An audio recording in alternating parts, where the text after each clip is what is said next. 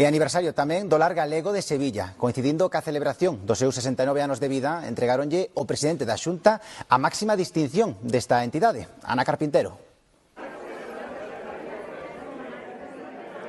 Hai case 70 anos un grupo de entusiastas galegos residentes en Sevilla creaban este centro que é, por certo, o primeiro regional da capital andaluza co obxectivo de promover a nosa cultura e tradicións e tamén a confraternidade entre Galicia e Andalucía. Actualmente ten unhas 450 familias socias e alrededor de 1000 persoas e os máis veteranos recibiron hoxe un recoñecemento en forma de insignia ou diploma, recoñecemento tamén o máximo que concede esta entidade, Anduriña de Ouro, para o presidente da Xunta.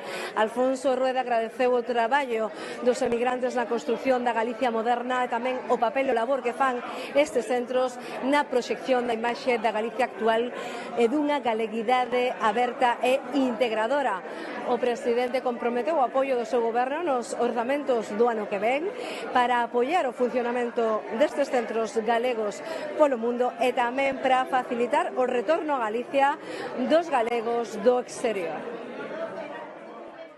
Que nos veáis cada vez más como esa tierra que acoge a todo el mundo con los brazos abiertos. Es la Galicia industrial, la Galicia bien comunicada, la Galicia orgullosa, la Galicia de esos jóvenes que salen fuera, que se forman, que vienen a Galicia otra vez y nos siguen dando potencia. Eso también es Galicia Calidade.